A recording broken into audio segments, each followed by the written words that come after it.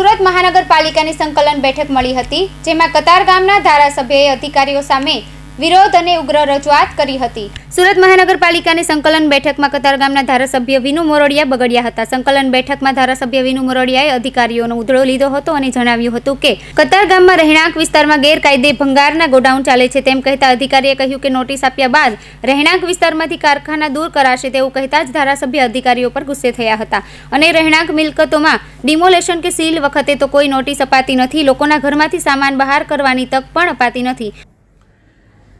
એક તો કતારગામ વિસ્તારની અંદર રેસિડન્ટ વિસ્તારમાં ભંગારના ગોડાઉનો અથવા તો ભંગારની દુકાનો એને તાત્કાલિક બંધ કરવી જોઈએ, એના માટેની મારી રજૂઆત હતી।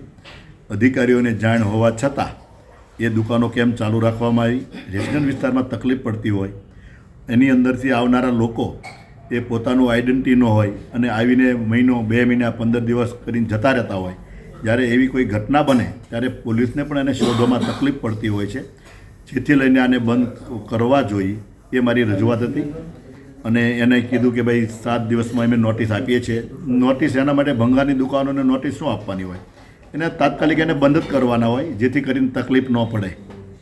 આ તકલીફ જ્યારે પડે છે ત્યારે લોકો સ્થાનિક લોકો હોય એને હાલાકીનો સામનો કરવો પડતો છે, એ મારી એક રજૂઆત હતી। ગેરકાયદેસર તાણી દેવાયેલા ભંગારના ગોડાઉન માટે નોટિસ આપવાની જરૂર શું છે તેમ કહી ધારાસભ્યએ અધિકારીઓ પર ભ્રષ્ટાચારના આક્ષેપ કર્યા હતા। તો મોટાભાગના પોઈન્ટ પર ભૂતિયા સિક્યુરિટી ગાર્ડની હાજરી બતાવી પાલિકાને ચૂનો ચોપડાય છે તેવી વોર્ડ ઓફિસ, ગાર્ડન, શાંતિકુંજ, વાંચનાલય સહિતની જગ્યાઓ પર ચોપડે સિક્યુરિટી ગાર્ડ બતાવી ત્યાં કોઈ હોતું નથી તેમ કહી સિક્યુરિટી પોઈન્ટ પર બાયોમેટ્રિક સિસ્ટમ શરૂ કરવા રજૂઆત કરી હતી।